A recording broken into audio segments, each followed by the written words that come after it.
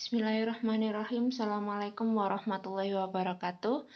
Ketemu lagi di channel saya, dan kali ini di video ini saya akan membahas tentang fungsi naik, fungsi turun, nilai maksimum, nilai minimum, dan stasioner pada grafik atau suatu fungsi. Ini merupakan salah satu aplikasi dari turunan. Setelah yang kemarin, yang pertama kita bahas aplikasi turunan, yaitu tentang gradien, persamaan garis singgung, dan persamaan garis normal. Untuk aplikasi yang kedua yaitu menentukan fungsi naik, fungsi turun, nilai maksimum, minimum, dan stasioner. Oke, langsung saja ya. Di sini saya sudah menggambarkan ada 3 grafik. Oke, perhatikan di grafik yang pertama itu dia ada bukit, ada lembah. Nah, di situ perhatikan bahwa kita berjalan dari arah kiri. Jadi, kita berjalan dari grafik yang arah yang paling kiri.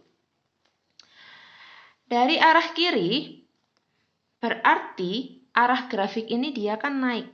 Ini berarti dia naik. Gitu ya. Setelah arah grafik naik, terus ada suatu puncak titik yang paling atas. Kemudian dia ada arah turun. Setelah dia turun, ada titik yang paling bawah sendiri, kemudian dia naik lagi. Nah, perhatikan di situ. Ketika dia grafiknya itu naik, arah naik, ini berarti dia disebut daerah naik. Daerah naik. Atau kalau dia berbentuk fungsi, berarti nanti dia bentuknya fungsi naik pada interval ini. Selanjutnya, ada suatu titik di mana dia tidak naik dan tidak turun. Jadi dia berhenti sejenak sebelum dia turun. Dia disebut dengan stasioner. Ingat ya, stasiun itu apa? Ya, stasiun itu adalah pemberhentian. Jadi stasioner itu dia berhenti seolah-olah berhenti setelah naik, terus dia mau turun. Kemudian dia ada turunan, berarti dia disebut daerah turun. Nah, setelah turun, dia ketemu titik lagi di mana dia tidak naik dan tidak turun, atau dia berhenti sejenak di situ. Namanya apa? Stasioner juga. Nah, stasioner. Kemudian dia ada naik lagi, berarti dia disebut daerah naik. Nah, di sini perhatikan ada 2 titik stasioner. Yang satu dia ada di atas atau setelah naik dia mau turun. Yang satu dia ada di bawah atau setelah turun dia mau naik. Kalau yang di atas ini dia disebut dengan stasioner maksimum. Sedangkan yang di bawah dia disebut dengan stasioner minimum. Oke, gitu ya. Sekarang kita geser ke grafik yang kedua. Pada grafik yang kedua, di situ ada dari arah kiri kita lihat dia ada kurva naik. Berarti nanti dia disebut daerah naik. Ada titik di mana dia tidak naik dan tidak turun. Kemudian dia dilanjutkan dengan naik lagi. Sedangkan untuk yang di sebelahnya lagi, untuk grafik yang terakhir, itu dia di sini ada grafik turun, ada titik lagi, ada grafik turun lagi. Sekarang kita beri nama masing-masing. Kalau dia naik, dia tadi namanya apa? Ya, daerah naik. Ini dia ada pemberhentian, berarti dia disebut stasioner pinter. Kalau dia naik lagi, berarti dia disebut daerah naik lagi.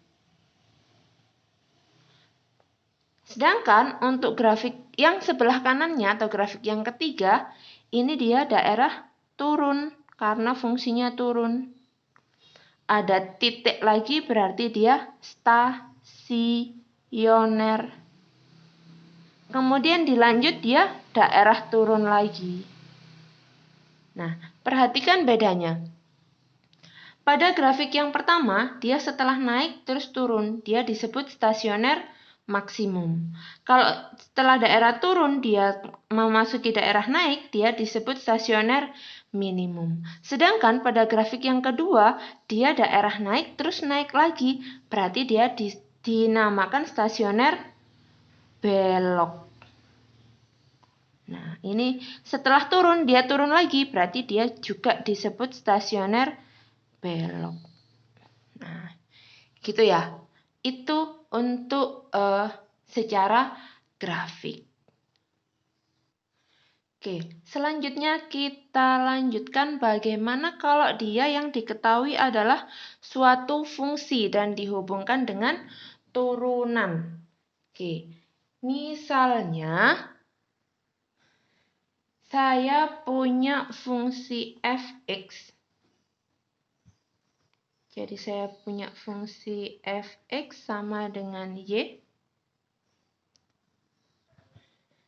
Itu nanti ketika dia diturunkan, dia akan ada 3 kemungkinan. Kemungkinan yang pertama itu ketika dia f aksen x-nya atau turunan pertamanya dia lebih dari 0. Kalau dia lebih dari 0, maka dia fungsinya menjadi fungsi naik. Kemungkinan yang kedua, kalau misalnya f aksen x-nya dia kurang dari 0. Kalau kurang dari 0 berarti dia fungsinya fungsi turun. Sedangkan kemungkinan yang ketiga adalah kalau turunannya atau f aksen x-nya dia sama dengan 0. Kalau dia sama dengan 0 berarti dia adalah titik stasioner. Dia titik stasioner. Gitu ya. Titik stasioner tadi ada tiga macam. Bisa dia stasioner maksimum, bisa stasioner minimum, atau stasioner belok. Bagaimana menentukannya? Nah, menentukannya kita bisa menggunakan turunan yang kedua. Jadi setelah tadi ada fungsi f(x), dia diturunkan lagi gitu ya. Nah, biar sama fungsinya. Ini nanti untuk f aksen x sama dengan 0, kan dia stasioner. Nanti akan kita temukan x0-nya atau akar-akar dari f aksen x. Akar-akar itu apa ya? Akar-akar itu dia pembuat nolnya. Gitu. Nanti kita coba bahas di contohnya ya. Sekarang kita teori dulu. Oke. Ada 3 kemungkinan juga. Kemungkinannya apa saja? Kemungkinannya adalah ketika dia diturunkan 2 kali, itu dia lebih dari 0, maka dia stasionernya adalah stasioner minimum. Ketika f double aksennya dia kurang dari 0, maka stasionernya adalah stasioner maksimum. Dan yang terakhir, ketika f double aksennya dia sama dengan 0, maka dia stasionernya adalah stasioner belok. Nah, gitu. Jadi ada 3 kemungkinan.